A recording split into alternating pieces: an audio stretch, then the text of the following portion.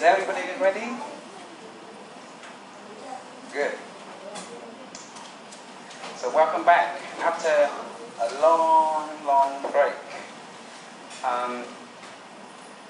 For the session today, we're going to start looking at research design. And before we go, there are a few things that I need to review with you about your work in the system. Now, before moving on to research design, we're going to look at the research questions that we have put in our system here. So when I go to the activity of blocking your research questions,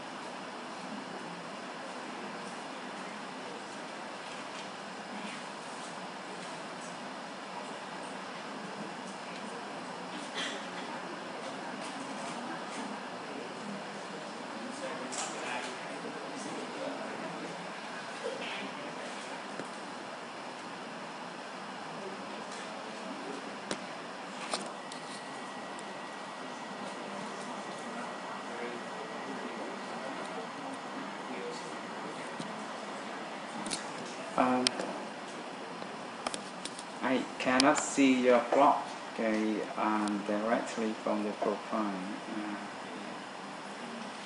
That's a bit strange.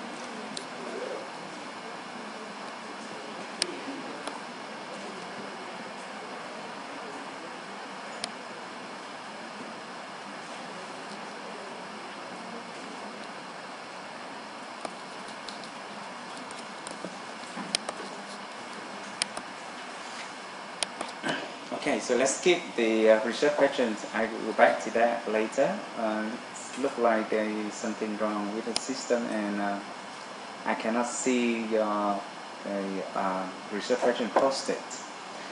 But now let's look over some literature review and see how they can be improved.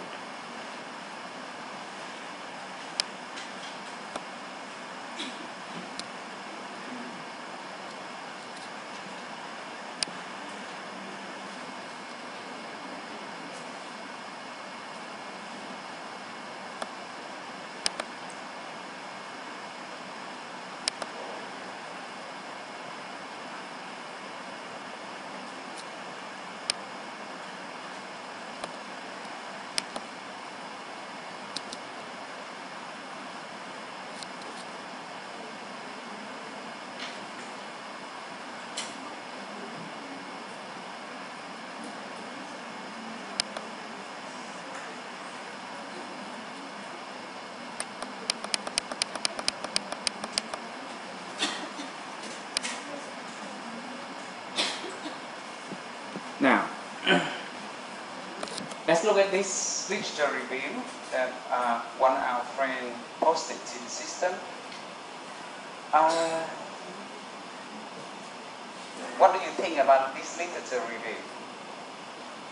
Does it meet the requirements that we set in the task? Now, what is a literature review? A literature review is not an essay that you write about a topic. It's your writing, but in a literature review, you review literature. It means you read other sources, some materials, and then you quote in order to support your argument. I do not see any quotation here. So it is, if you write a literature review like this, there is absolutely no mark for you, okay? This is your writing, okay, but what we require to do at this part is to review the literature. We want you to read books, to read journals, or to read websites, and then cite or quote opinions, ideas, facts, in order to support your argument, or in order to present what other people have already written or said about your topic. I do not see any quotation here. And I'm a little bit surprised to see that literature review. For the references, it's okay.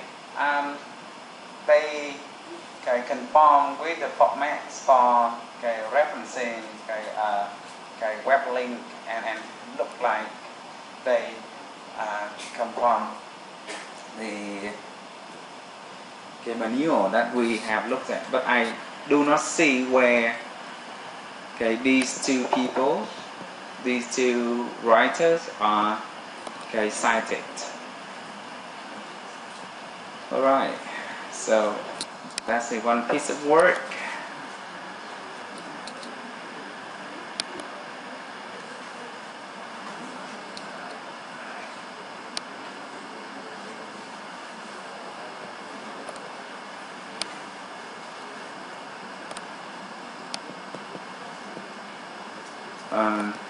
Let's look at this one.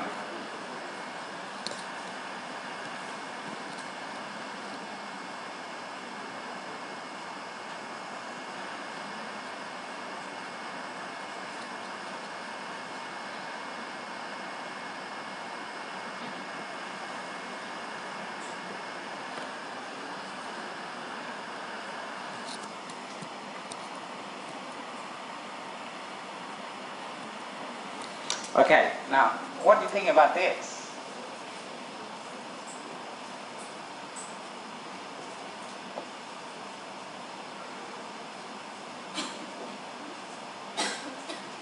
Now, I can see several citations here,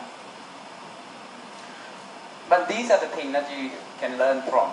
Now, do we put the names and the surnames together in the reference? No, never. Only the surnames. Okay, so decide whether it's Kim or it's Haynes. I guess in this case it would be Haynes, right? So only the surnames of the writers is used in the literature review. In the references, okay, you also use only initials for first name and middle names. Now, it's okay to put ND here, no dates for this source, but try to avoid using this kind of citation a lot in your literature review. Why? Because when you cite a source that you cannot even find the dates for it, it weakens, okay, the validity of your citation. It makes people feel that this is not a trustworthy source of information. Okay? It's okay. If you cannot find a date, you can put ND for no date here. But when you write, okay, try to avoid using it. Now, according to wise, okay, good. This is a good one. See? Name and then use the publication. Now, Eric A. On. Now, when do we use this? Eric A. On. Yeah, when there are a lot of researchers or a lot of writers, and it's not convenient to write 1, 2, 3, 4 people in that citation, so we use A. On.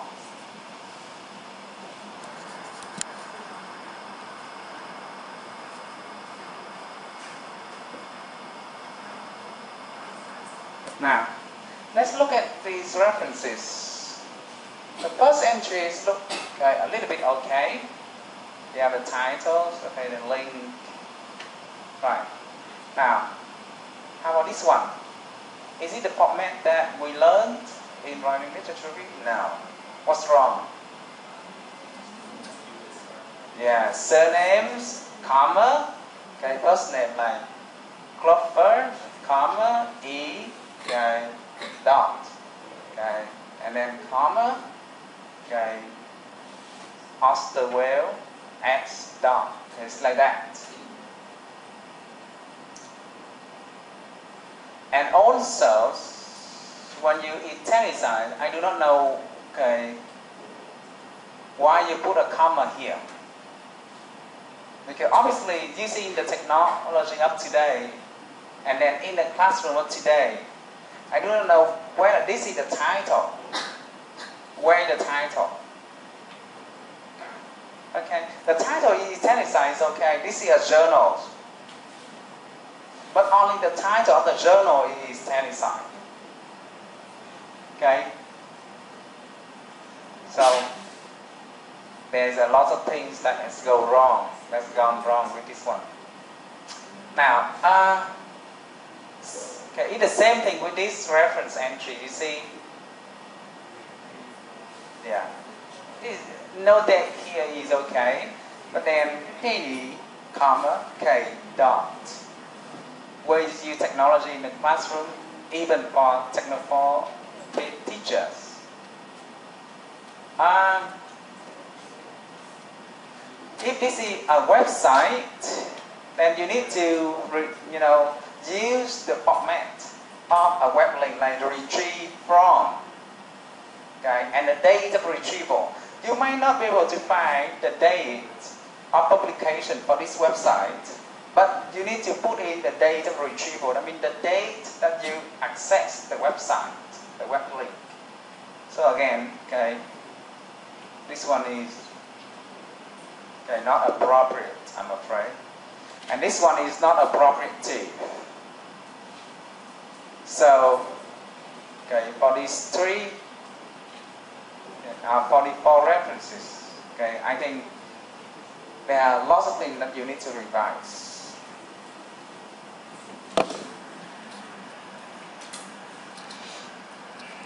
Now, we look at one more.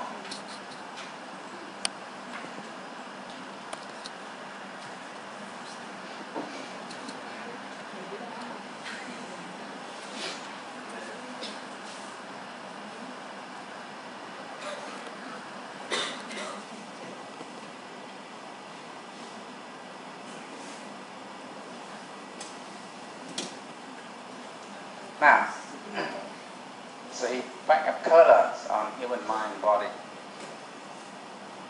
Right, cooler, okay, yeah, this one is fine, right? In the research conducted, and then you put a page number here.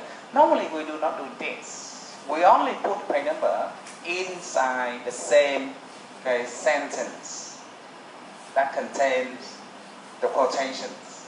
Because when you do it like this, people will try to look. Page 158. Okay, of what? I know that you want to refer to this. Actually, I refer to what I just say in the sentence right next to the presentation. Then that's... We recorded amount of synchronization. Okay, so if I want to look for the reference entry, how do I find it in the reference list? I need a name of the researcher in order to go to the alphabet list of references. So if I stop here, in the research he conducted, I want to know more, I want to read more about this research. Where do I go? In the same research, this one? Yes. Okay, that's why I say, because these are two separate sentences, you need to put cooler here too. So cooler, comma, page 158. We do not cross, reference like this. This one is okay.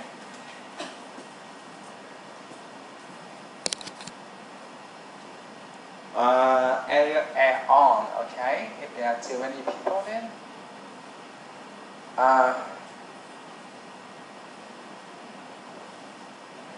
Okay, this one is also okay.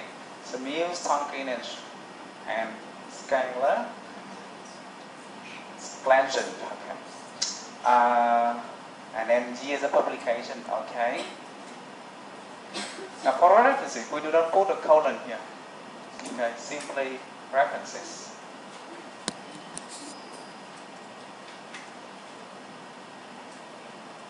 Alright, perfect. Okay, this is a very good reference for journals.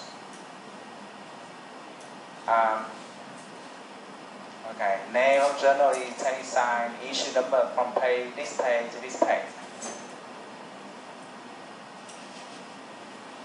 Okay, retrieve from.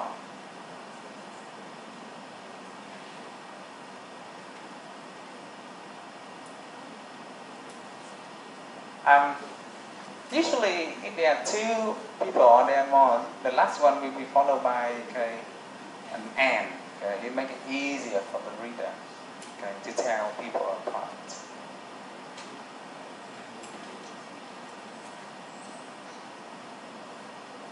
Okay.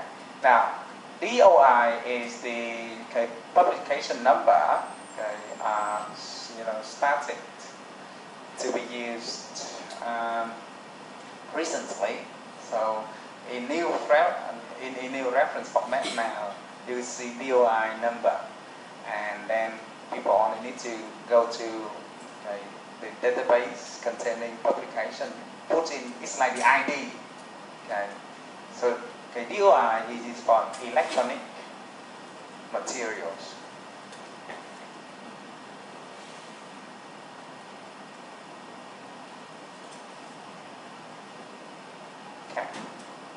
So,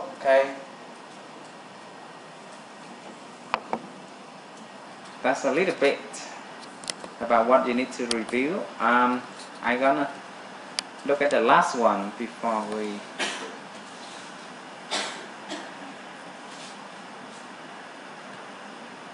start looking at quantitative design.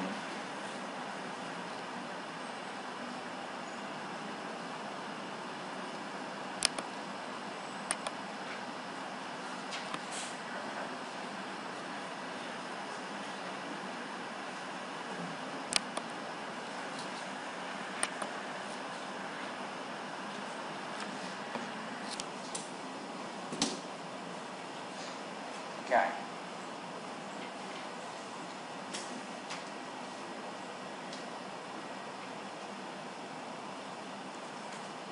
Is the future tense in English different from the future tense in Vietnamese?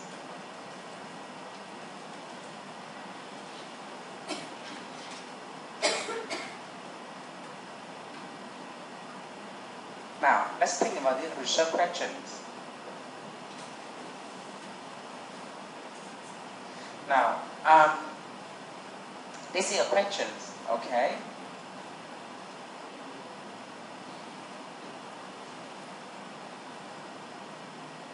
But what's wrong with these research questions? I mean, it is a good research question. Any question can be a research question, but it is a good research question. A good research question needs to be interesting. It needs to be worthwhile. It needs to worth the time, the effort you spend collecting data, answering the questions, and it needs to be researchable. It needs to, later on when you learn about research design, you will see that we just cannot ask any questions and then make them become research questions. Now, when we say future tense in English different from future tense in Vietnamese, now, to start with, there is no tense, in Vietnamese. Yeah, because verbs in Vietnamese are not inflected, or we do not use models. And Vietnamese and English are two very different language families. Later on, when you learn about contrastive analysis, you will explore those things in further detail. But basically, to be sure, they are very different. Everybody knows that they are different. When you raise this question, it's not worthwhile to spend time, effort, and even financial resources, finding the answers, because the answer is staring into the face of everybody. It's different.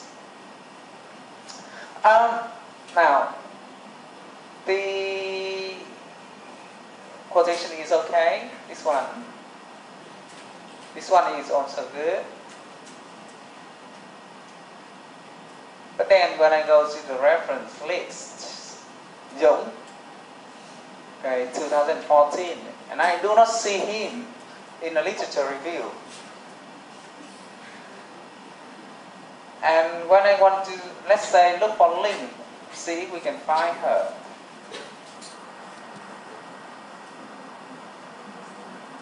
Okay, I do not see link in the reference list. You see the point of doing referencing? When I want to know more about Linh, I want to know more about Nguyễn, I want to know more, read more about the information that you use to support your literature review. I go to the reference list and I do not find them here.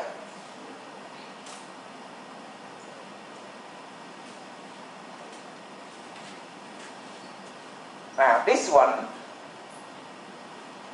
we cannot even find the names of the people, of the writers here. So it's not good source of information. And for this, this is a Google research result, as you put it here like this.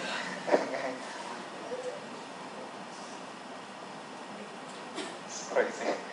Okay. If this is a book, then you can look at the cover pages, even on the electronic versions, and find information on the back covers to put in the reference entry. But basically, this person doesn't understand the point of referencing. The point of referencing is to help people to trace back your ideas, and previous work that other people have done.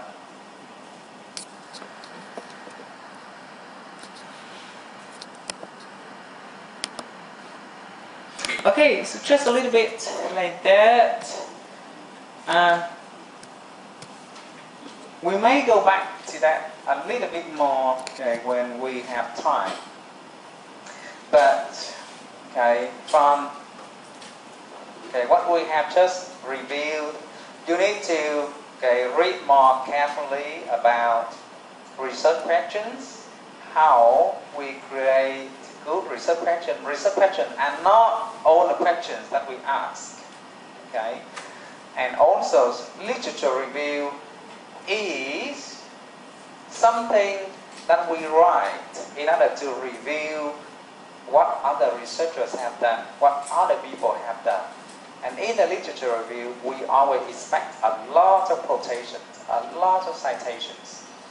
And when I want to know more, I want to read further, okay, the citation, the ideas that you cited, I go to the reference list. I need to see those people in the reference list.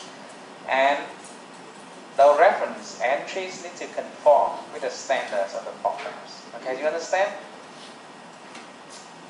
Alright, now we start running out of time. Start looking at quantitative research. So this week and next week we're going to look at issues related to quantitative research design, like data sampling and the different designs. There will be a lot of new concepts to explore.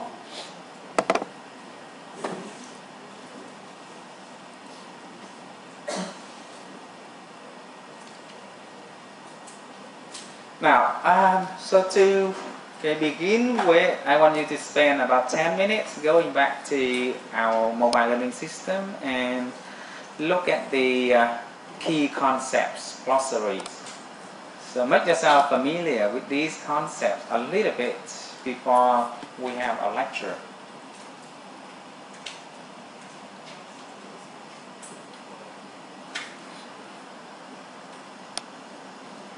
Okay, so these are the key concepts that we're going to look at in this topic. The kinds of variables in research, like dependent variable, independent variable, erroneous variable.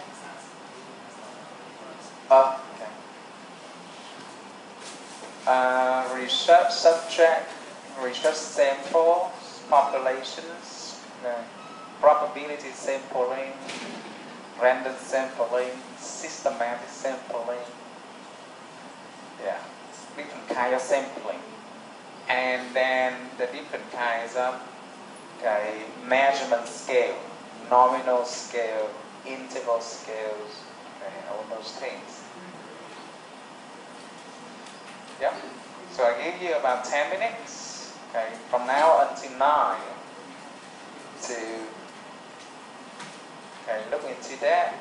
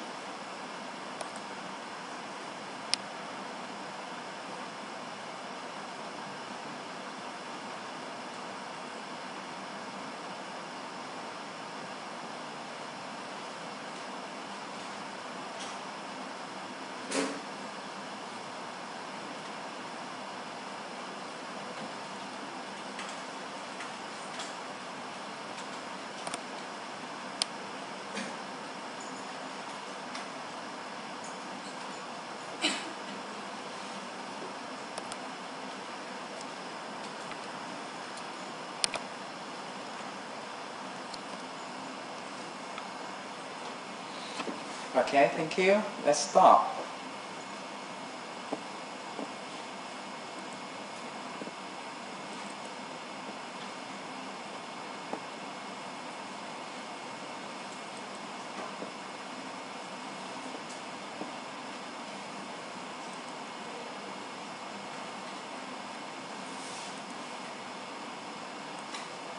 Okay, so we have got about 6 pages of glossaries up here. You can come back and add more entries or read what other people have added later. Now, this time to look at those concepts that you have just put into the entries. Now, when we talk about research design, there are 2 kinds of data that we need to know about: primary data and secondary data. Now, primary data are the kinds of data that you collect firsthand, you collect yourself. And secondary data are data that other people have already gathered and you only need to reuse. So in a sense, primary data can come from surveys. So from time to time, you may fill out questionnaires that students in the universities or other people give to you, to collect your opinion, your response, your evaluation about something. It can be interviews. It can be a very brief interview, or sometimes it can be even half an hour. So it can be short or long. And later on, we'll look at interviewing in more details. But there will be open interview, structured interview, semi-structured interviews, focus group interview, individual interview. So focus groups are kinds of interview in which we have a lot of people. We interview 5 or even more people at the same time. Questionnaires are quite similar to survey in many aspects. Basically, in the questionnaire, there will be sets of questions that ask about the background information of the respondents, and then entries of questions that try to collect data that are graded, like 1 to 3, 1 to 5, or 1 to 7. These are the things I think you are quite familiar with journals and books, quite familiar to us. Census data are the kinds of populations, demographic statistics that you get from the government. Usually census data are the kinds of statistics published from the government. Newspaper articles and biographies, these are kinds of qualitative data that we will examine later. So together with biography, we can have journals. Ask students to write biography or journals. Your reflections activity is a kind of biography.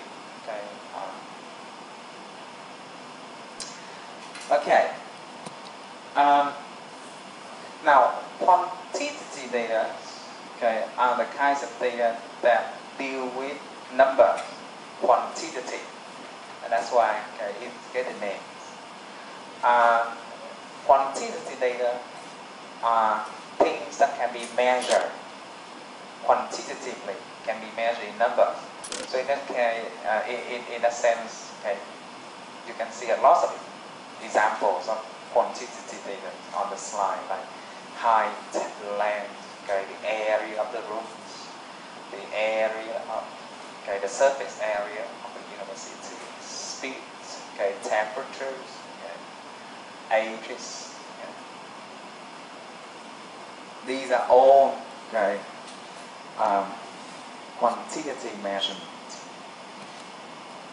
Now, here are some examples of data about a class. We have 48 students, 6 boys, 42 girls. Now this was several years ago when we were still in a year-based system in which students are grouped in fixed classes. Okay, 40% of students live in Ho Chi Minh City, and then 25 people learn French. So these are the numbers that we can, measure. Okay, exactly. Qualitative data are the kind of data that can be measured. For example, your opinion, your feeling, okay, your judgment on something. Okay, those things cannot be measured in number. So things like subjective, okay, things like appearance, okay, beauty. Right? Do you think that the singer is beautiful, for example? Say yes or no. So some people might say yes, some people might say no. Qualitative. So qualitative data are the kinds of data that we can observe, okay, and we can evaluate, but they cannot be measured. Right. So these are some of the qualities we use to describe a class, a group of students, and these are qualitative data. So these students are friendly. Okay, they love to use technology. They have positive school spirit. Okay, love schooling. Okay, and they work hard. Right.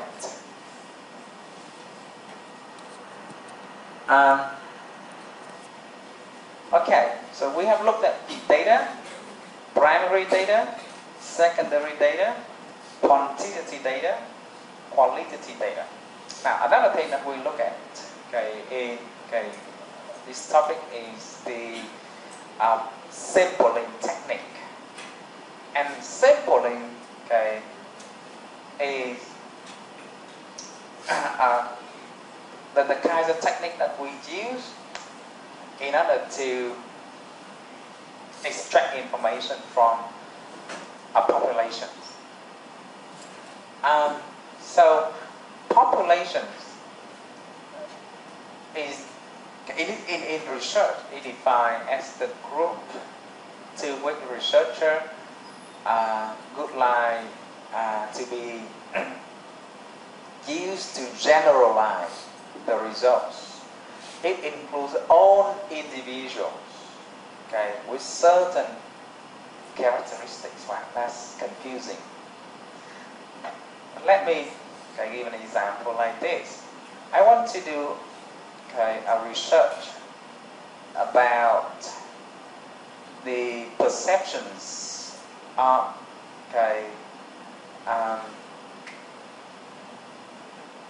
the perceptions of wearing uniform to school of students in the English department. I want to know whether you like to wear uniform in one day of the week or not. And that's the idea that a lot of people have suggested.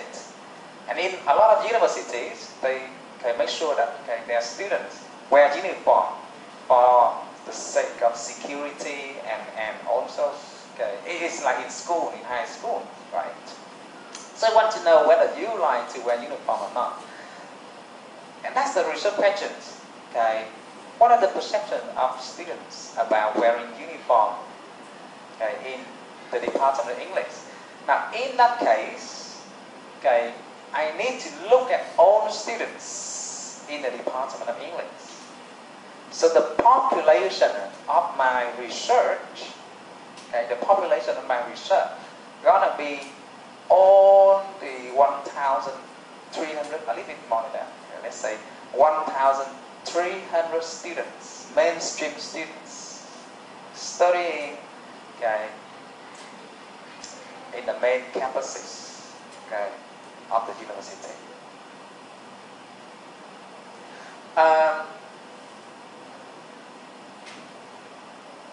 we want to answer the questions about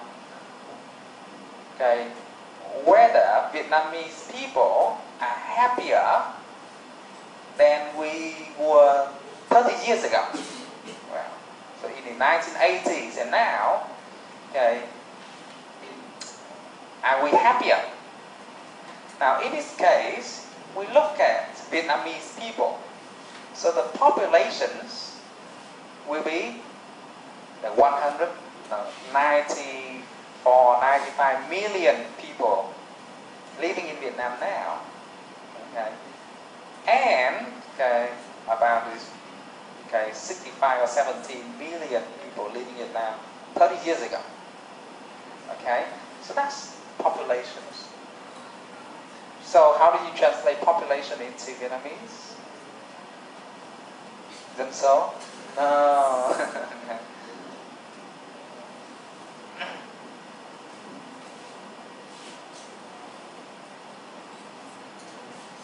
We're going to tổng thể thống kê. It includes all the subjects that they want to put into their research.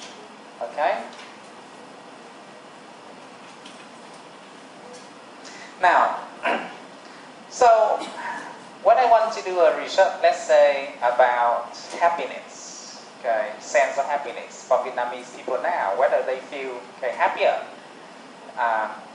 with all the modern luxuries, with more comfort, better homes and all those things, technologies.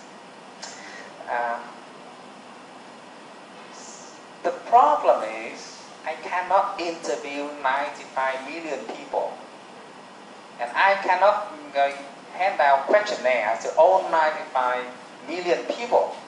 Nobody can do that.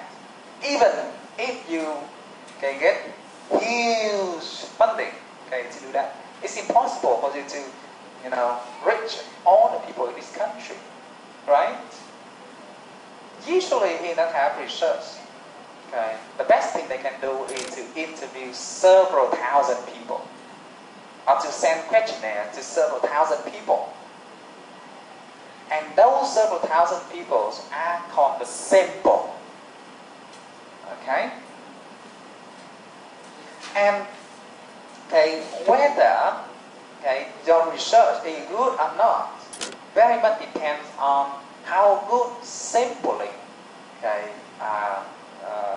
how good sampling technique that you use is.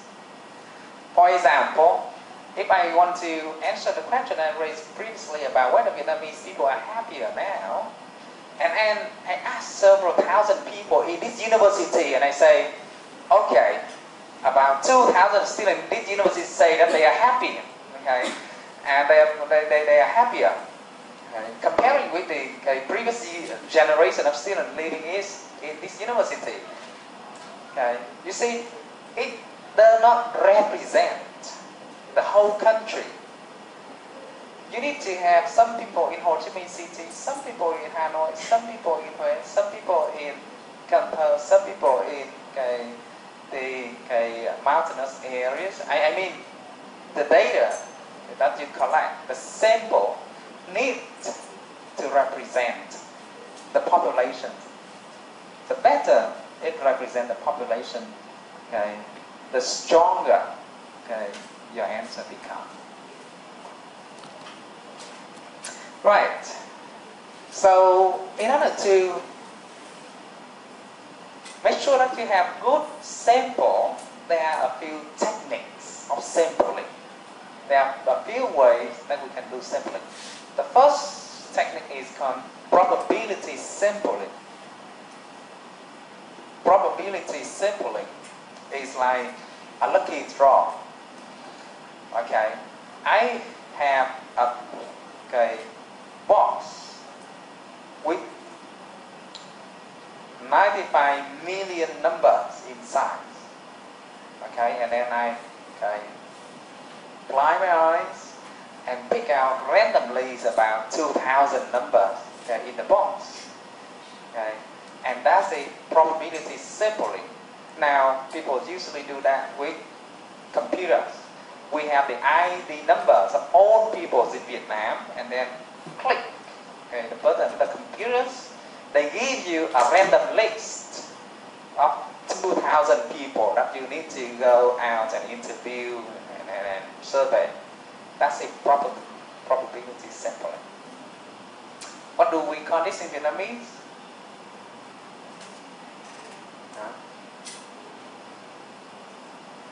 Lấy mẫu ngẫu nhiên.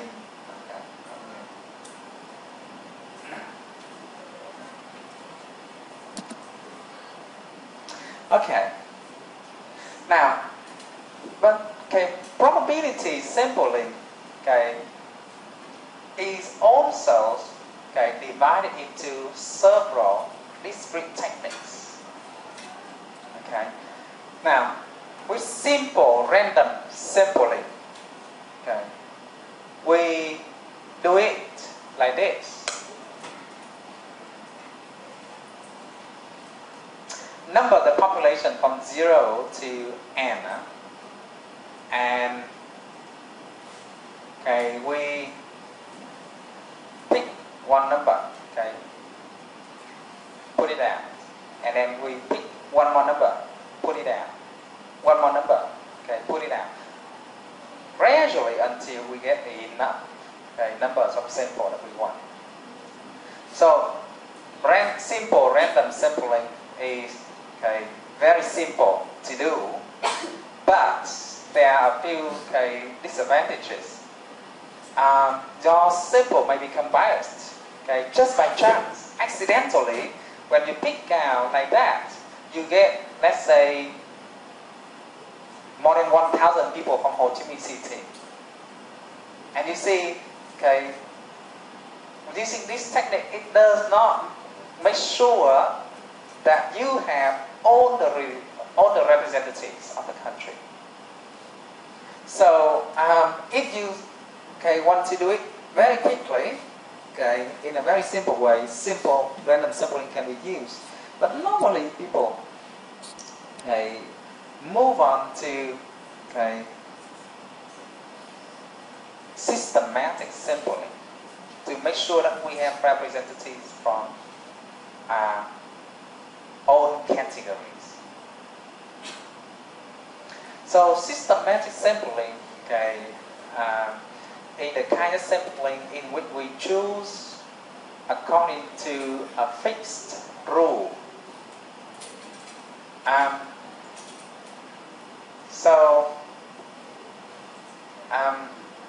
Let's say we have the ID numbers of Vietnamese from number 1 to number 90 million, and I want to get 1,000 people. Then this is, I will start with number 1, 001, and then number 10,000, and then 20,000, and then 30,000, 40,000, 50,000. Now by going through a fixed a fixed rule of sampling like that, it helped me to better the samples that I can have in the end. So you can tell that by going in that order, later on we are more likely to have representatives from different areas.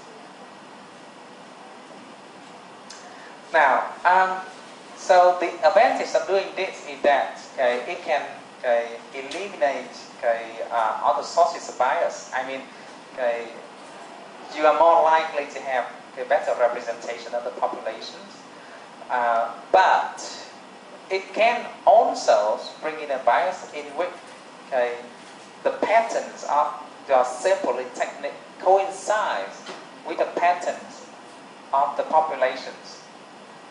Let's say number 10,000, 20,000, 30,000, 40,000.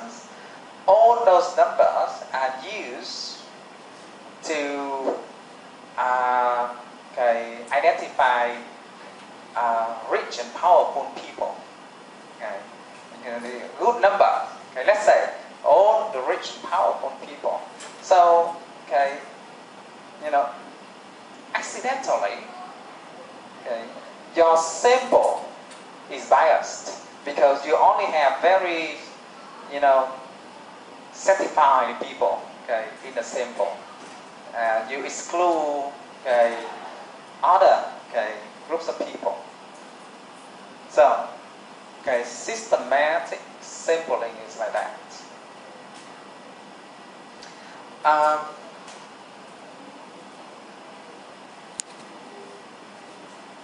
Stratified sampling, okay, is the kind of sampling in which we break the population down into, okay, categories, into stratums. Okay. And then we decide that the proportions of the sample size will be, okay, the size of, okay, of the categories. So it's like this. I want to take 1,000 people in Vietnam to use as a sample to answer my research questions. And Ho Chi Minh City have 10 million people.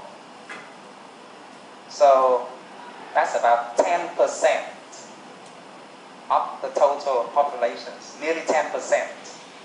Hanoi now also have around 10 million people. That's also about 10%. So when I use this technique, I make sure that I get 100 people from Ho Chi Minh City, 100 people from Hanoi. Okay. And let's say Da Nang has 2 million people living there. So that's about 2%. Then I will get 20 people from Da Nang. Okay? So in this case, I have representatives from all the 65 provinces of Vietnam, and I also have, okay, the sample size, okay, in proportions, okay, with the size of the categories. That's called stratified sampling. Now, this kind of technique, okay, doesn't have any major drawbacks, so it is used a lot. This kind of sampling technique ensures that we have a sample that is free from bias and it has good representations.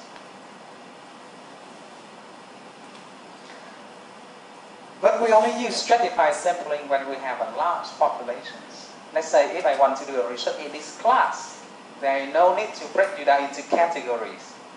Or maybe I would just break down into like boys and girls. Okay, I want to make sure that, okay, the proportions of boys and girls in my sample is the same with the population of the class, or the total number of students in the class.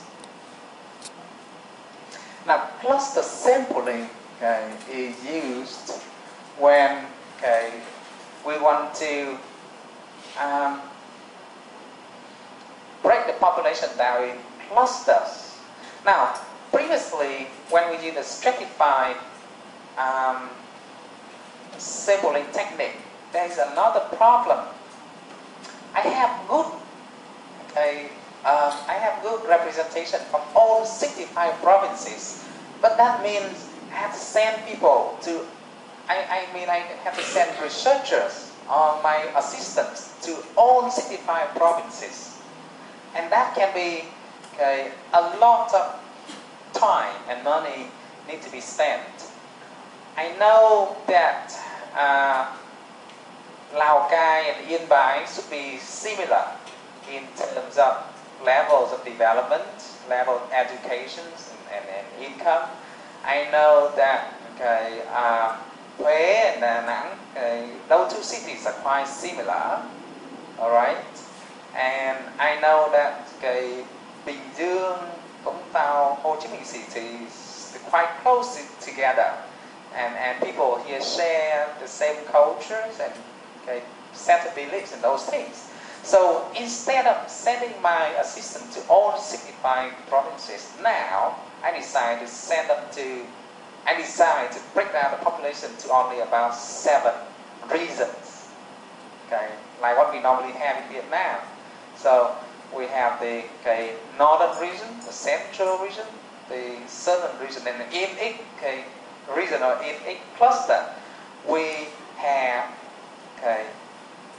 have the sub-cluster or the sub-regions, like the northern part of the southern region, the southern part, like the Mekong Delta or the Mekong area.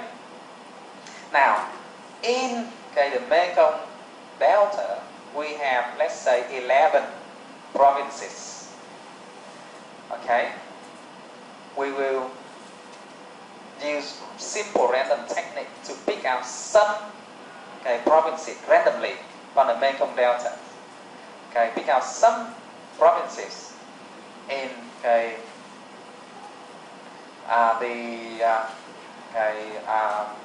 Saigon's areas and put that into a cluster. So we have clusters of the south, clusters of the central area, cluster of northern area, and then our assistant only needs to go to, let's say, 7 or 10 different regions instead of 65. Okay, so that is called cluster sampling.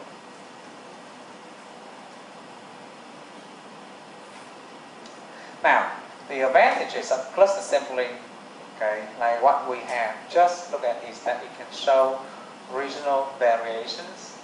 It saves time and effort. Instead of going to all provinces, but the cost you say also comes with another cost. It's not genuine random sampling, and it can bring in a little bias.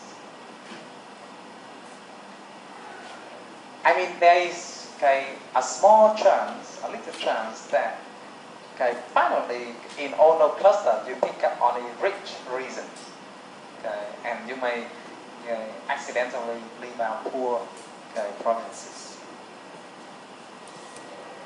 Okay, so we have looked at cluster sampling, stratified sampling, systematic sampling, and simple random sample. Those are the 4 techniques of probability sampling.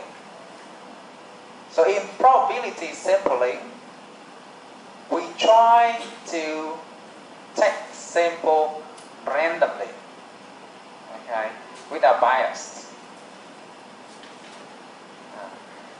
So how do you translate probability sampling into Vietnamese? Lấy mẫu ngẫu nhiên.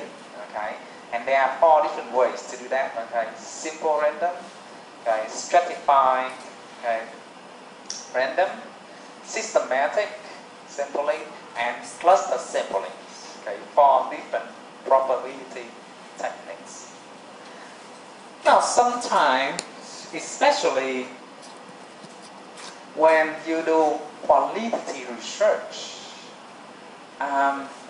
you cannot do random sampling, and we come up with, in this case, a set of techniques that do not require you to randomly select. It's called non-probability sampling. Now, so these are the different kinds of techniques of non-probability sampling that we use. Convenient sampling is like you use whatever is available. So let's say you want to do a research about communicative language teaching, in teaching grammar. Does it help students learn grammar better? Now, when you do this research in a very small scale, like you want to write a graduation thesis, a graduation essay, you cannot go into high schools and ask the head of school to allow you to interview their students and then to hand out questionnaires. You can do that, but it will require a lot of support for the universities, and usually that's hard to get. And the high school will say, it's not my responsibility, right? You cannot ask students in the other university to help you too, because of the very different time schedule, and it's also take you a lot of effort to do that. So you decide to use convenience sampling by select several students in the English department that you know. So invite about 10 people and interview them. That's called convenient sampling. A lot of people do that, especially in language education research. So some of our teachers here get scholarship to do their PhD research overseas, and when they do sampling, and when they do their research, usually they do a research about improving quality of teachings, quality of testing in this university. So you see, they come back to this university to get data, not other university, because it is convenient. It is easier for them to get permissions, and it is easier for them to interview teachers and students in this university than university that they do not have connection with.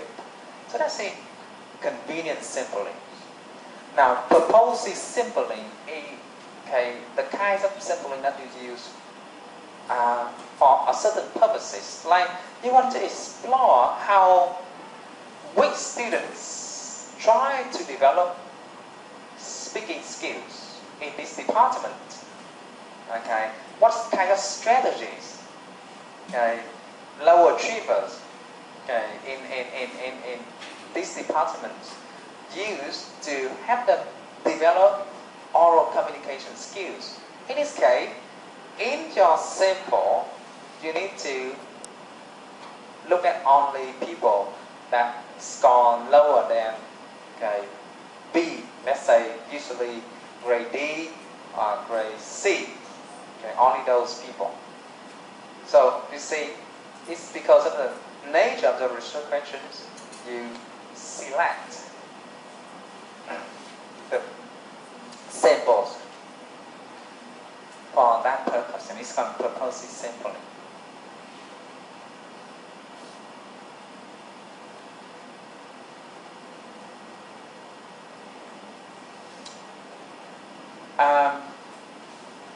Model instant sampling is the kind of sample in which we focus on the model, on typical people. For example, you want to do a research about the learning styles of the top students in this university, the brightest student in this university.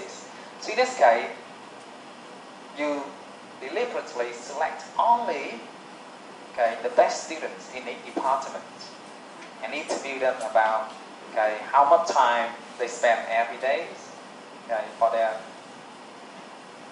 school work, and how they balance learning and work and the other activities. So that is called model instant sampling. You pick out typical instances of typical people. Expert sampling is the kind of sampling when we select only people that have expertise, that have knowledge about the issues. Let's say I want to do a research about language testing, problems of language testing in Vietnam, right? So I go tour around Vietnam and I try to meet all the experts, only people that have a lot of publications in language testing, talk with them, interview them to find out what they have to say about the problems of the current testing system and what can be improved. Put sampling is the kind of sampling in which you just keep, adding the size of the sample until you have reached the limit. For example, you only have enough funding to interview 100 students in university. So you keep interviewing until you reach 100. Now, there are several other different concepts here, but basically these are the different ways in which we can get samples not in a random way.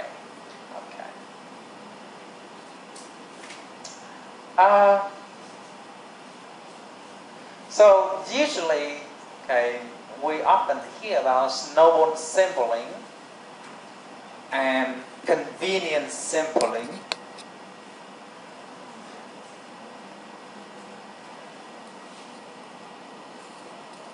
And purposive sampling. So when you read qualitative research paper, those are most often used: convenience sampling, purposive sampling, and sometimes snowball sampling. So what is snowball?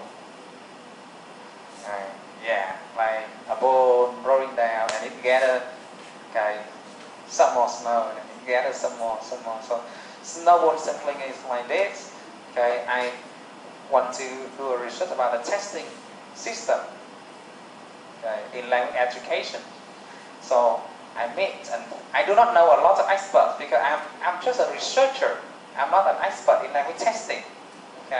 So I meet a test expert in Ho Chi Minh City. After the interview, I say, could you please tell me one or two people in which I can come to and learn more about testing. And because they are experts in the field, to be sure they will be connected with other people and they know who I should talk to. So they tell me one or two more names. Then I go to those persons, and then I also ask that person to nominate more. That is snowball sampling. And we use it when we cannot decide where we can find a sample. Especially when you research about things that involve, expertise. Right. So I have just talked about probability sampling. With 4 kinds of probability sampling: simple random, systematic, stratified, and cluster. Now, with non-probability sampling, there are a variety of techniques, but basically, the samples are not chosen randomly, and people accept that there can be bias. Now, it depends on the nature of the research. With qualitative research, we are not looking for findings or answers that can be generalized to all the population and to all the cases. In qualitative research, we only look at cases to understand, deeply, and to get in-depth knowledge, about those cases. Any questions about probability and non-probability sampling before we move further? Probability and non-probability. How do you translate those two into Vietnamese? Lấy mẫu ngẫu nhiên. Lấy mẫu.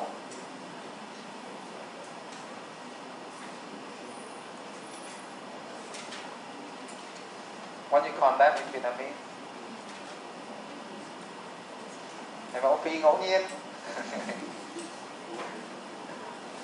When you read books in Vietnamese, you see different translation, but basically it's like probability, non-probability, depending on whether it involves randomizing or not. All right, now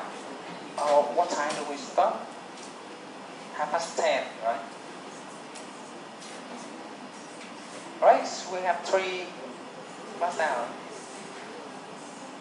Okay. I make sure that we cover lots of concepts, so that you have lots of things to read back home. Now, the next thing we're going to look at is called variable. So what is a variable? A variable is something that changes, something that varies. Okay, for example, height. Okay, in this class, we see people, some people who are tall and some people who are average and some people who are a little bit short. So height is a variable, right? I may try to find out whether there is any connection between your height, and your performance, and your academic performance, for example. So variable is a thing that we always try to examine closely in our research questions. And later on, you will learn that a good research question is one in which we can always identify the variable. Okay. So these are some of the kinds of variables that we need to look at in research. Independent variable. Well, because research and educational research is a very popular area of study. You will find this subject in nearly all training curriculum. It can be in economics, it can be in language education, it can be also in the natural sciences. So people have different names, even in English, different names for this variable. Some people can call it experimental, manipulated, treatment, grouping variable. But independent variable is usually the most important variable that you want to investigate. It's the major variable that you want to investigate.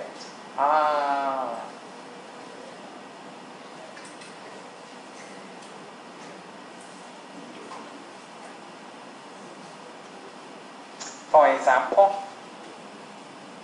I want to do a research about whether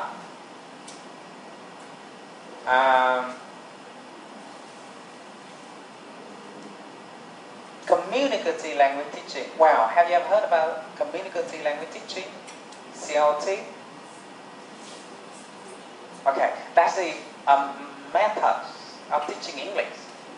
Okay, let's say this new method of teaching English, CLT, communicative language teaching, improves students' performance in grammar. So if I use this method of teaching, do my students score better in grammar exam? That's the question that I want to find the answer. Okay? So in this case, there are two variables in the research question. Does CLT lead to better performance in grammar for my students? Does CLT, communicative language teaching, lead to better performance for my students? Now, CLT here is the treatment, is the experiment, is the things that I want to try. Okay? I want to measure, I want to experiment to see whether it works or not. So instead of using like audio-lingual teaching, instead of using grammar translation teaching instead of using direct teaching methods. I mean, in terms of teaching methods, we have six, seven, or even more methods of teaching. And now I select CLT. So it's a variable. You see, it's a variable. Because instead of using that method, I can have other choices. So the method that I use to teach grammar is a variable. CLT is a variable. And I want to experiment with this. So it's called the treatment variable or the independent variable. That sounds confusing. But as you keep reading, and get yourself familiar with these terms, things will be easier.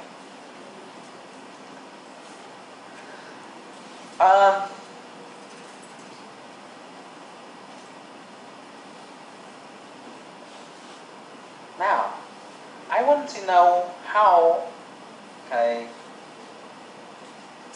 light can affect the growth of plants. So I go out to the market and buy a bag of seeds and put them in cups with soils, nutritious soils. I guarantee that the nutrition in the soil is the same, the amount of water that I use is the same.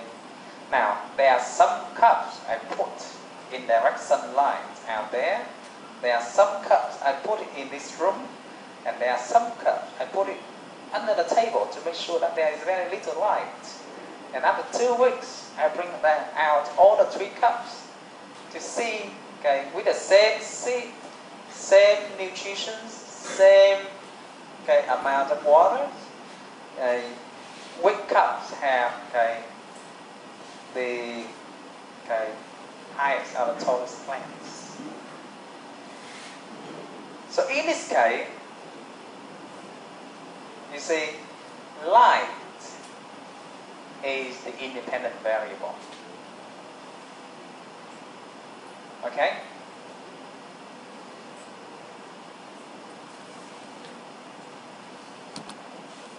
Now, the dependent variable is a variable that depends on the treatment. We call it, to make it easier to understand, the outcome variable. So coming back to those 2 researchers that I have just mentioned about how light affects the growth of plants. Light is the independent variable. Because I want to experiment light. I want to use light as a treatment. And the height of the plants in the different cups that I get is the dependent variable. Okay? For the research questions on CLT and grammar performance, CLT, the methods of communicative language teaching, is the independent variable on the treatment, and the outcome is the student performance in grammar. So the grammar score of the student that I collect at the end of the research is the dependent variable. Okay?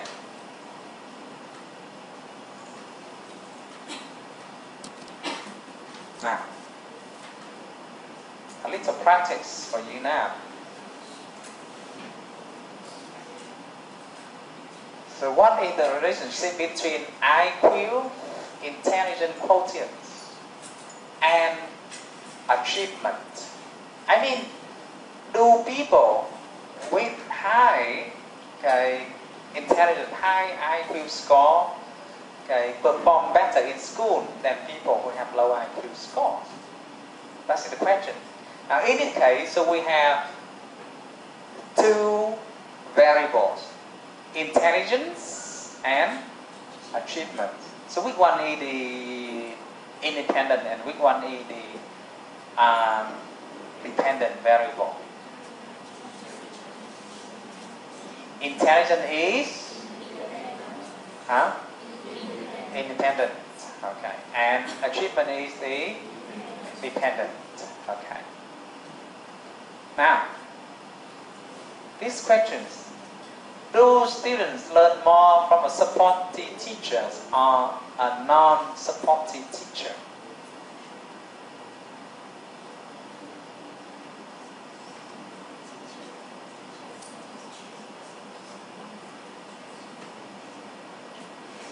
So which is the independent?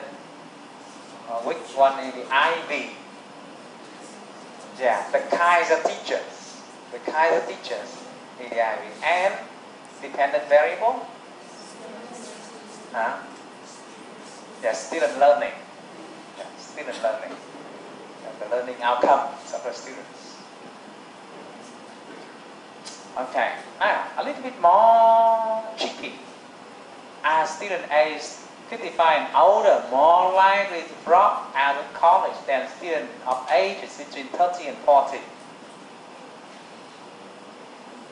So, which variable is the IV?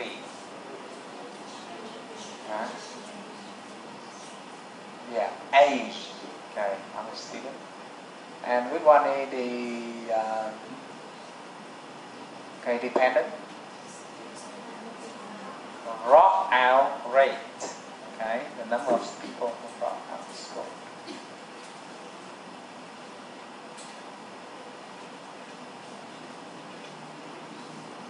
Okay, how are these questions?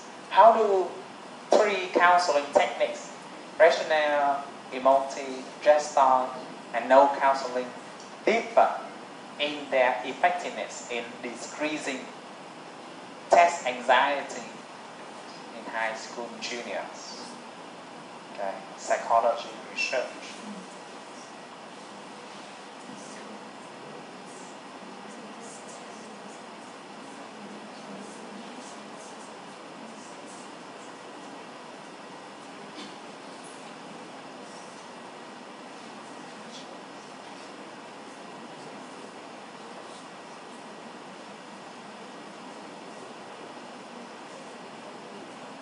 Now, so independent variable. Yeah, counseling techniques.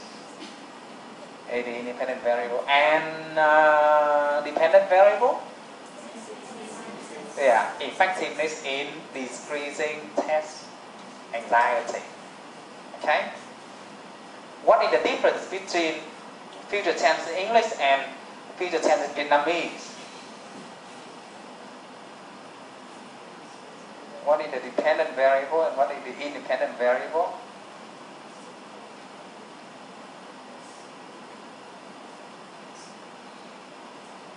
You see?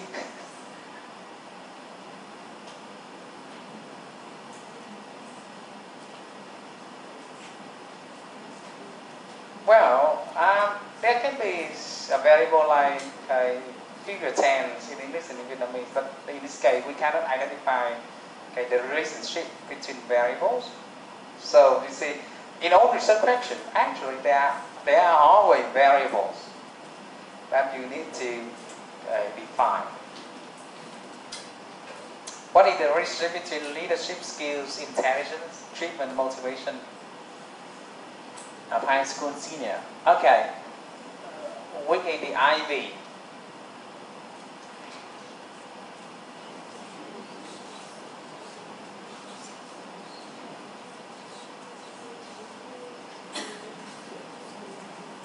IV. In this case, there are two IVs, two independent variables: leadership skills and intelligence. Okay. And there is one dependent variable, achievement. motivations. Okay, so you got that? Okay.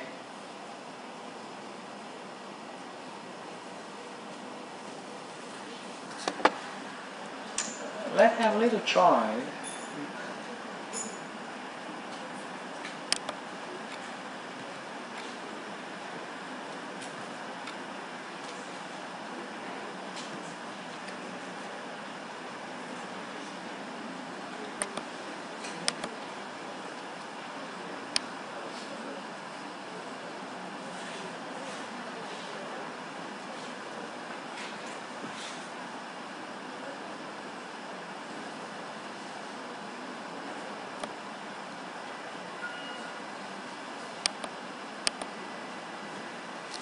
Now, look at this exam questions.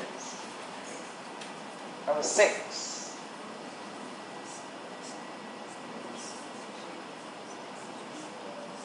A, B, C, or D?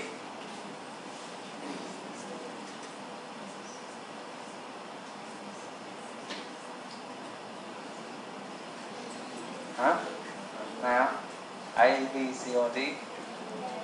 Huh? A. Okay. Dependent variable between plus sign and learning performance. So, okay, this is the dependent variable, the outcome. Okay, learning performance.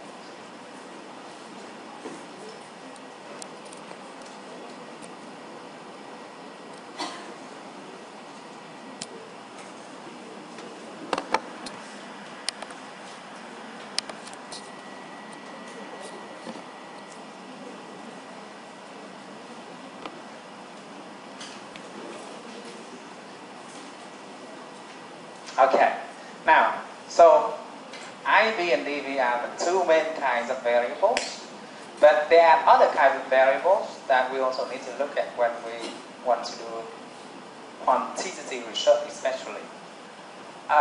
Moderator variable is a special type independent variable, okay, in order to investigate how it may modify the relationship between, okay, dependent and independent variables. For example, when I want to do a research on communicative language teachings or CLT in grammar performance. So at the end of my research, okay, it shows that when I use CLT, okay, students get better scores in grammar. But now, I want to explore a little bit further. Do the boys and the girls perform equally well when I teach with CLTs? Okay, so in this case, I also want to explore the gender variable in its relationship to, okay, the connection between CLT and performance. Okay, I may also, okay, ask myself this question. Well, in CLT, the student talk a lot. The student produce a lot. They communicate with each other a lot. Okay, so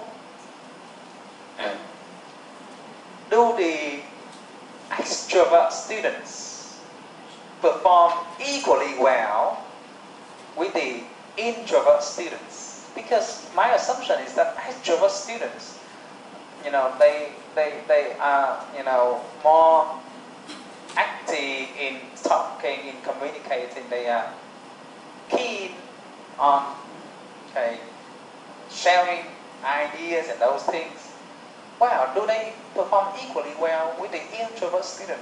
Introvert student, they usually sit quietly, but they love to work with rules. They do not talk much, but they can see the rules, okay, more quickly and things they don't. So in that case, the gender and the learning styles of the students can be my further points of explorations. It can become further points of explorations. We call those moderator variables. Okay, kind of variables that can moderate the relationship between IB and DB. Okay? So when I examine another research on grammar practice and writing score, let's say several years ago, there was a debate in our department about whether we should take grammar or not. Some people say that, well, our students are already very good at grammar. They have spent 7 years in high school learning grammar, and they are very good at grammar already. There is no need to take grammar again for advanced learners. But then there are other teachers saying that, well, in order to make sure that they have good writing skills, they need to have solid competence in grammar. They need to understand, they need to be able to analyze the kinds of mistakes that students may make when they teach English. So that's why we need to put in an advanced grammar course, right? Okay, so we decided to put in the grammar course, but then we also need to see whether having a grammar course in our training curriculum can help students to, make less mistakes, make less grammar mistakes in their writing or not. Okay, whether it's worthwhile, teaching grammar or not. So we compare writing score of students before having grammar and after having grammar in the curriculum. Now, the score showed that the students perform better in writing. But then, there are suspicious teachers. They say, well, there may be the other things that get involved in this case. It may be several years ago, the students are not very motivated in their learning. In recent years, we invest in computer labs. We have better equipment, and these students write better simply because they have more chances of writing. So, you see, facilities can also be, our teaching can be also, can also play a role. And we may need to explore whether the boys and the girls perform equally well in writing when we teach grammar or not. Learning style. If we teach in an international class, then learning style can be another thing we look at. Control variables is the kind of variable that we need to control in order to make sure that the relationship between dependent and independent variable that we examine is not affected. Okay? So let's come back to our research question about light and its effect on plant growth. Now in this case, the independent variable is the light. Okay? And the dependent variable is the height of the plants. But you also need to make sure that the different groups of plants, the different cups, have same nutrition, same water, same what? Nutrition, water? Yeah, maybe just heat. Yeah, moist, things like those. If they do not have the same amount, I mean, if you do not control those things, your finding may be wrong. Some trees may grow higher simply because they get more water. Okay? Some trees may grow better simply because the soil in the cups are more nutritious, things like that. So, nutrition, water, temperature are control variables. Things that we need to make sure that they are equal, they are the same, or things that we need to control.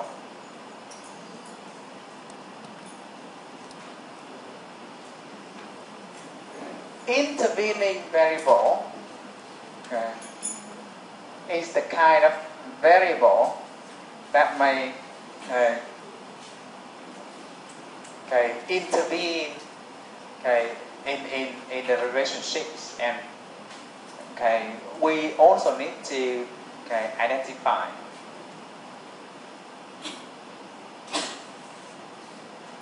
For example, when I do a research about CLT, communicative language teaching and grammar performance. Now, the results show that students perform better in grammar, but then other people will say it's because the teachers that teach with CLT is very active.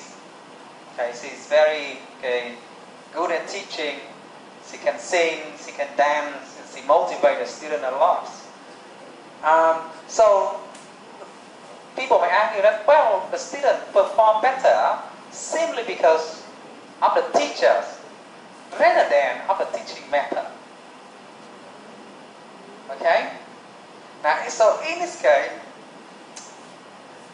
the teaching style of the teachers can be an intervening variable. See how hard it is, how complicated it is to control the variable in our research. So usually, in order to compare, let's say audiolingual and CLT, we need to make sure that it's the same teachers teaching the different methods.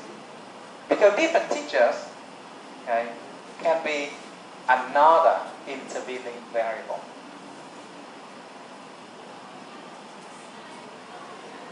Or it can be something like this. The students who learn grammar with CLTs were scheduled to learn in the morning, while the students who were scheduled to learn with audiolingual or grammar translations have to take classes in the afternoon. And usually in the afternoon you are a little bit tired already. It's not like in the morning when you are full of energy. So boredom or tiredness can also be intervening variables. So those are the things that we need to set our eyes to pay attention to make sure that they do not interfere with the results. Right. So I have spent another half an hour talking about variables, because these are important parts.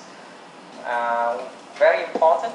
We have independent variable, and in order to make sure that our conclusion about the relationship between IV and DV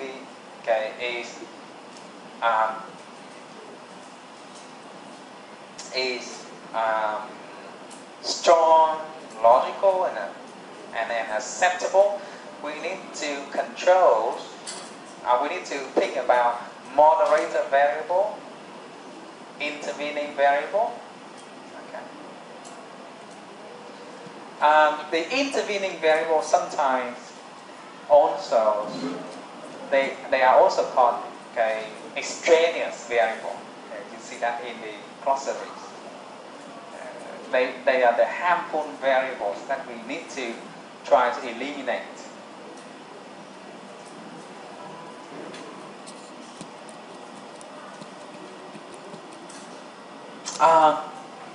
Any questions or comments before we move on a little bit further?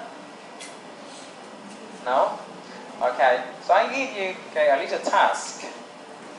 Please go back to the system.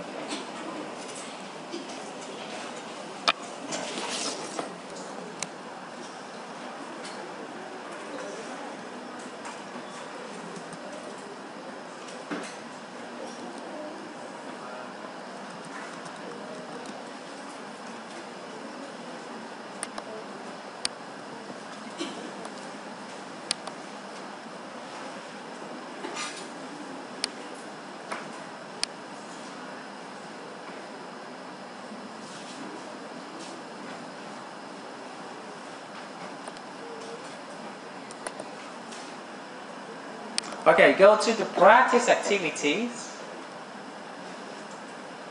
and click on practice exercise. Well, hold that a link is okay.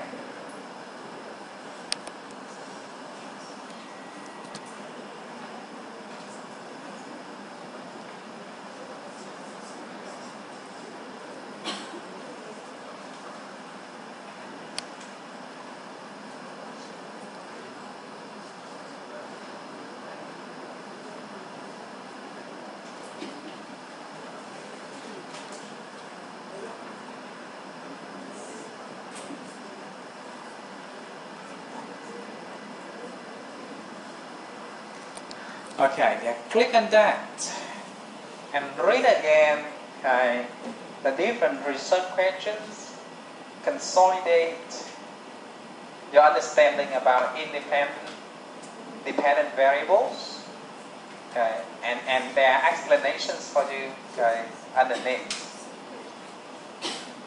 So this is just to have you review a little bit before we move on to measurement scale and call it a day.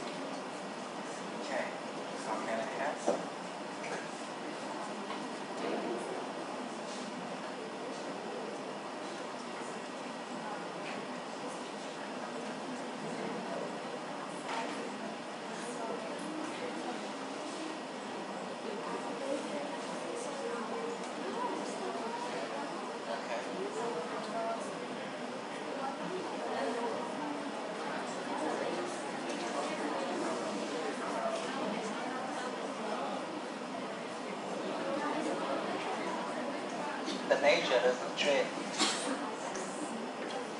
Now, you need to ask the questions. You can train the relationships by asking a different questions.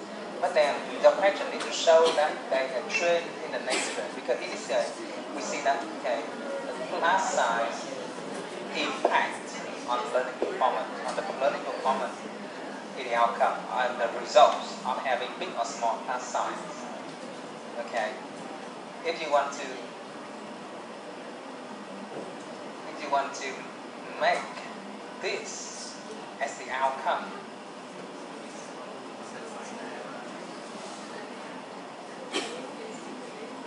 then it doesn't make sense. I mean, why?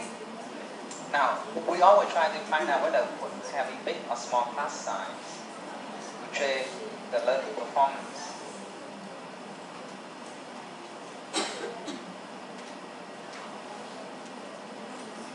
And put them into different class size. That is not a research question. That is just an abstraction task that you do. When you put a good student into a class and then weak student into a class, you do not ask any research question here.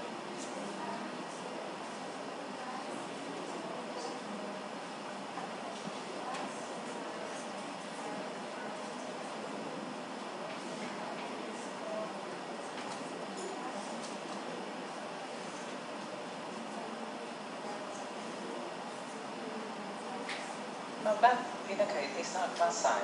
Okay, you can put it into like you have good class, average class, strong class. Okay, break them into three groups.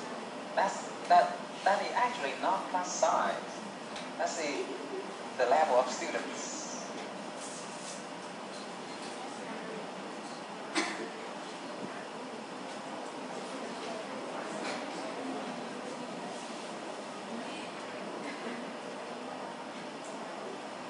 In that case, in other research. Now, a research is an exploration of something to find out, understanding and knowledge. It doesn't make sense when we put like strong students, average student, weak student into three different classes, and then see how we can group them better. Is that what you mean? How we can size them better? I do not see any sense in doing that. You see, now, I think it can be easier if you simply call the variable like the treatment and the outcome. And the outcome, dependent is always the outcome. Now in this case, performance is the outcome of the result. Because this is a cause and effect relationship. You cannot reverse that relationship. Maybe, but I cannot think of any research question now that can reverse it yet. You try to think. It makes sense. It can be. Let me try to think.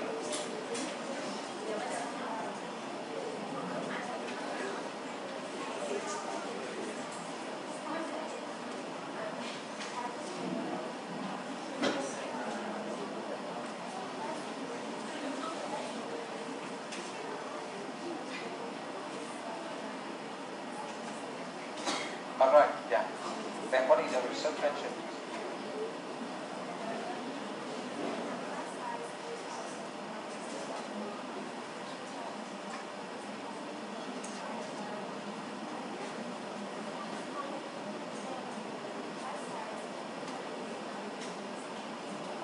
In that case, it's still about whether the big or small class helps students to learn better. So it's still class size and student learning outcome. You do not reverse it yet. Maybe, but I cannot think of any way because this is common sense. You, in a very special situation, you can think of a different question that reverse the cause and effect relationship and it works.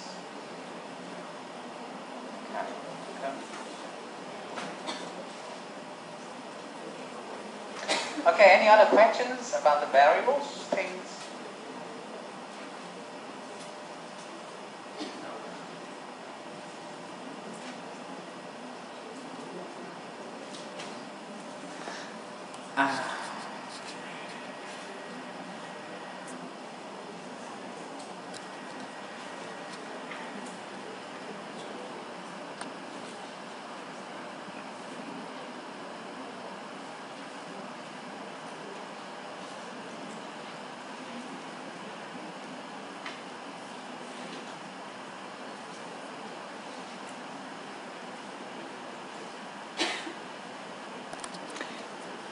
Now, I want you now to go up to reading part and click on types of variable.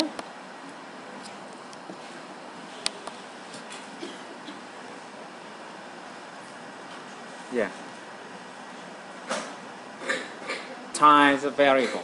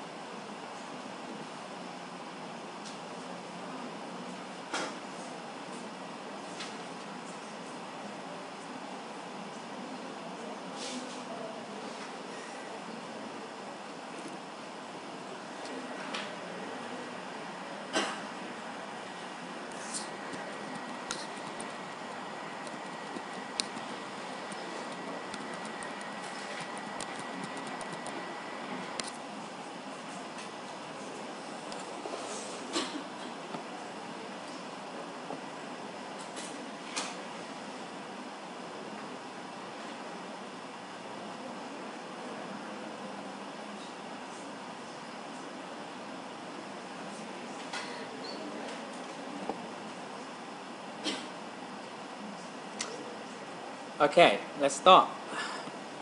Now, the next part we're going to cover in the talk today a measurement scale. Now, there are four kinds of scale, or four kinds of measurement scale that we use when we talk about data. The first scale is called nominal scale. Nominal scale are the scale that we only use to nominate things, and they do not have numerical value. You cannot add, you cannot subtract a nominal scale. For example, male or female. Okay. When you measure gender, male or female, then this is nominal. When we talk about marital status, then there will be people who are married, single, divorced, widow. So this is a variable. Marital status is a variable, but this variable is nominal. It is measured on a nominal scale. We call it an example. You cannot add or subtract. It's not like weight and height. You can add and subtract. Okay?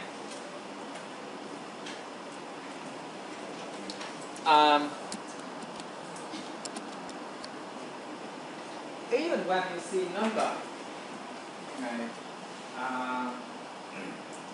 in several situations, like numbers on the t-shirts of soccer player or basketball player, they are merely used to nominate or to identify the player. Like player number 1, number 2, number 3, number 4. They do not have any numerical value by themselves. In this case, we also call them nominal scale, nominal data. Okay?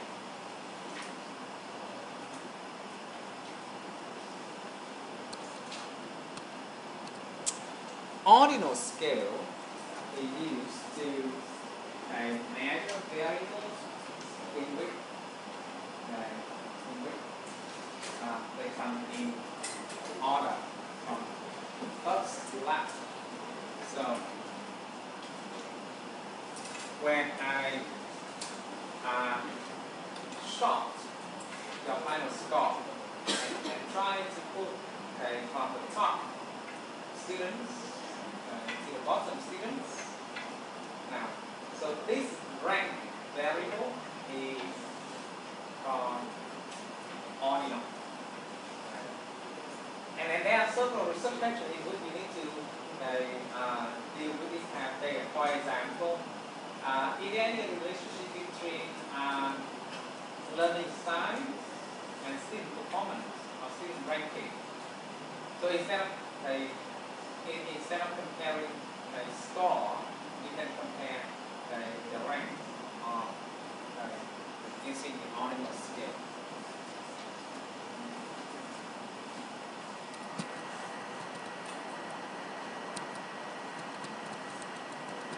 Now, this is also an example of the ordinal scale. Sure that you see my often in survey questionnaire. Like, please, number how much you like a certain thing, a certain food, a certain flavor. Please rank your preference from 1 to 5. And 1, 3 is half pot.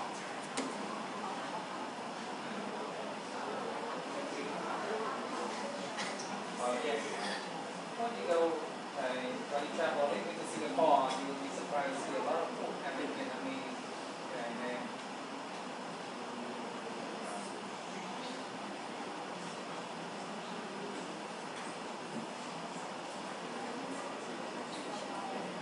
Yeah.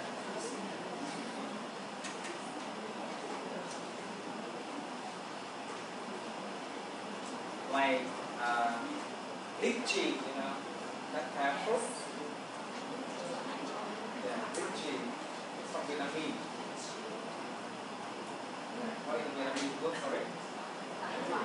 Yeah, I mean literally from Vietnamese, from Latin. Okay. Yeah, that's in the area that they grow that fruit. And then Chinese people call it lychee. And the Western people, they don't have apples. That was the point. Well, okay, so stop talking about that. Ordinal scale is another example is when you rank. Now with ordinal scale, we cannot add, we cannot subtract, we cannot do mathematical calculations on this data. But we can compare. Okay. Now, interval scales are the kind of scales in which data can show how much difference there are. We can add, we can subtract, to make comparisons, but we cannot multiply. Temperature is an example of interval scales. So the temperature in Saigon now is 32 degrees Celsius, okay, and the temperature in Hanoi now is, let's say, 16 degrees Celsius. So the only thing you can say is that Saigon is hotter than Hanoi, and you cannot say Saigon is twice hotter than warmer than Hanoi. Okay. The temperature now in Seoul, I was there 2 weeks ago, is about 2 or 3 degrees Celsius. You cannot say Seoul is 10 times colder than Saigon. You cannot make that kind of comparison. It is not allowed with interval scale. Okay? But you can say that, well, this is colder than in Hanoi, and it is colder than in Washington DC.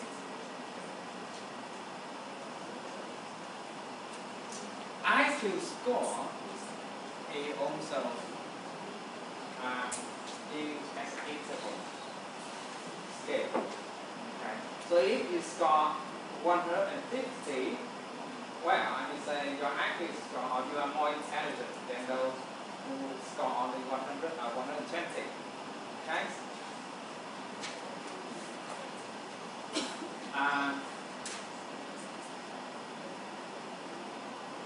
Usually the average people score around 100 to 120. Some people may score only 60 or 70. So I cannot say, well, this person is twice as intelligent as this person because she scored 150 and this person only scored 70 or 60. It doesn't make sense to make that kind of comparison because actually there is a huge difference. Now, let me give you the questions. How about the IELTS score? Is it interval scale?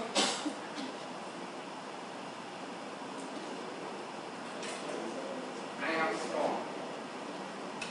Yes, interval scale. Okay. You cannot say, okay, well, you score 4 in the IELTS test and I score 8. So I am twice better than you in English. Actually, it's 10 times better because scoring 8 in IELTS test requires years of training and even professional exam department might fail getting the 8 from the IELTS test. But to get 4, you only need to spend about 1 year learning things. 4 on the IELTS scale is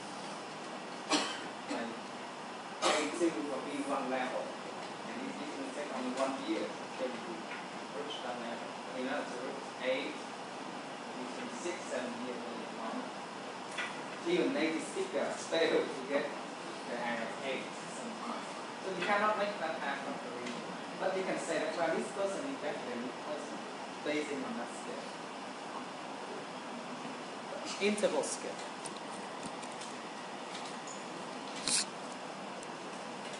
Now, this is not ranking, but okay, it shows the level of preference, or the feeling. How much, okay, do you like statistic class? Say from 1 to 5. So, you see, like very much, and you see, okay, totally dislike it, okay, from 1 to 5. So if somebody scored 5, I can say, well, this person loved this class more than this person. This person loved the statistic class more than this person.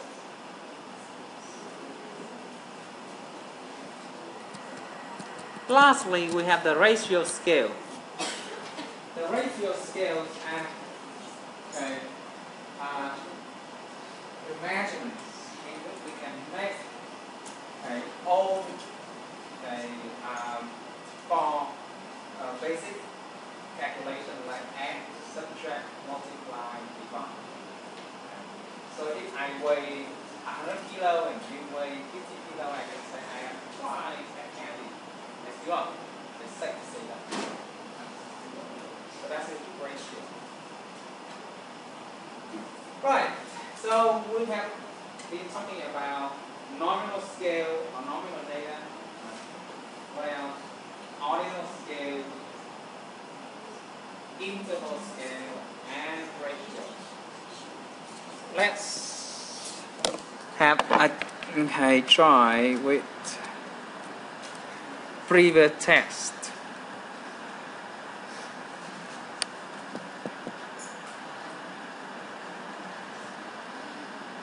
Okay, so IELTS and TOEFL score are examples of A, B, C, or D. See, I have just told you the answer.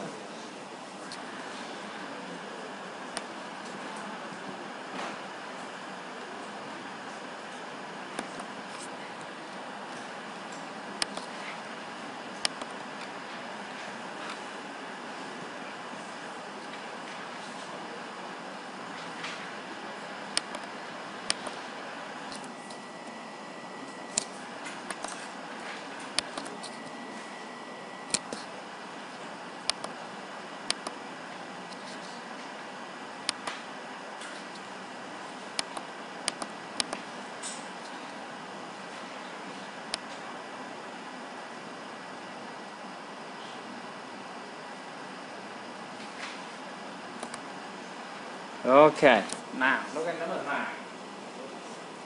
With a nominal scale.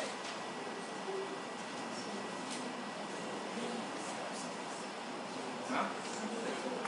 A, male or female. Gender. In gender. Now, weight and height are examples of ordinal. Ratio. Ratio. Now, inconvenience simply a researcher. A, B, C, or D? Huh? D? Sure? No. See, convenient simply. Oh, yes, convenient. D. I'm thinking about Singapore. D. Okay. Now 6, which is not secondary data.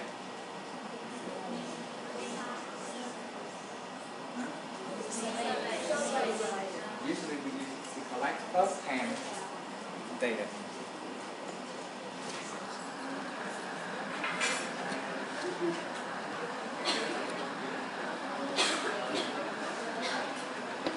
Okay, at home, I want you to keep working on research questions, literature reviews, Okay, the best way to learn about writing is to read simple work. Read journal paper. Okay, several journal paper will help you understand a lot about research question, literature review, and also improve the reading skills. Now, at home, go through these readings. It helps you to consolidate what we have talked about today, about probability, non-probability, simply about measurement scales, and about the kinds of variables. There are also very good video clips here, very short clips that can help you understand the concepts better. Well, just that. Next week we start to work with multi-million and we do some calculations. So bring hand calculator. If you have